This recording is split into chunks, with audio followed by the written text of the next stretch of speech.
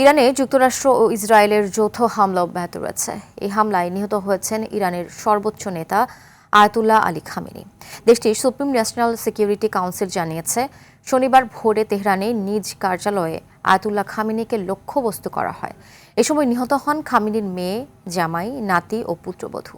এ ঘটনায় শোক প্রকাশ করে ইরানে 40 দিনের রাষ্ট্রীয় শোক এবং 7 দিনের ছুটি ঘোষণা করা হয়েছে।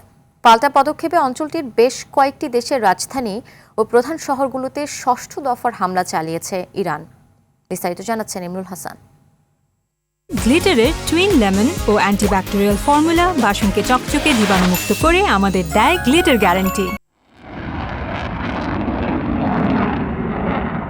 শেষ পর্যন্ত মার্কিন প্রেসিডেন্ট ডোনাল্ড ট্রাম্পের ঘোষণাই সত্যি হল। রোববার সকালে ইরানের রাষ্ট্রীয় সংবাদ মাধ্যমে সর্বোচ্চ নেতা আয়াতুল্লাহ আলী খামেনি নিহত হওয়ার খবর নিশ্চিত করেছে।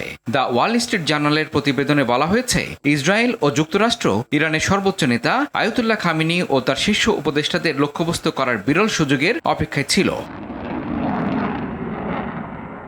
এর আগেই শনিবার রাতে মার্কিন প্রেসিডেন্ট ডোনাল্ড ট্রাম্প তার ট্রুথ সোশ্যাল পোস্টে খামেনির মৃত্যুর দাবি করে।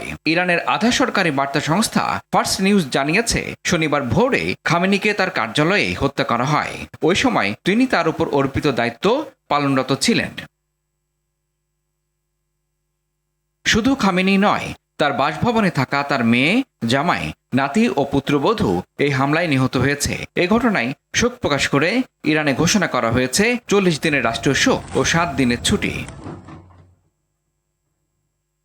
বিবিসি বলছে, এই হামলায় কমপক্ষে 40 জন ইরানি কর্মকর্তা নিহত হয়েছেন। এর মধ্যে Islamic Revolutionary Guard Corps commander এবং প্রতিরক্ষা মন্ত্রীও রয়েছেন বলে দাবি করছে সংস্থাটি। এছাড়া ইরানের শীর্ষ 7 কর্মকর্তাকে হত্যার দাবি করেছে ইসরায়েলি সেনাবাহিনী IDF। রেড ক্রিসেন্ট বলছে, ইরানে এখন পর্যন্ত 2 শতাধিক নিহত হয়েছে। এর মধ্যে 108 স্কুল শিক্ষার্থীও রয়েছেন।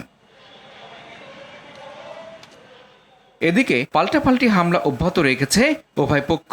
রাজধানী তেহরান সহ পশ্চিম ও মধ্য ইরানের 30টিরও বেশি স্থানে হামলা চালিয়েছে ইসরায়েলি বিমান বাহিনী।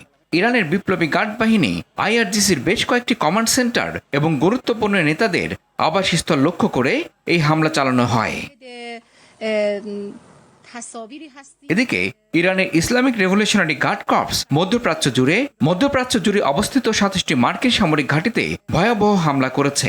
দেশটির রাষ্ট্রীয় সংবাদ মাধ্যম জানায়, যুক্তরাষ্ট্র ও ইসরায়েলের বাহিনীর যৌথ বোমাবর্ষণের পাল্টা প্রতিশোধ হিসেবে এটি ছিল তেহরানের পক্ষ থেকে ষষ্ঠ দফার হামলা। ইমরুল হাসান, RTV।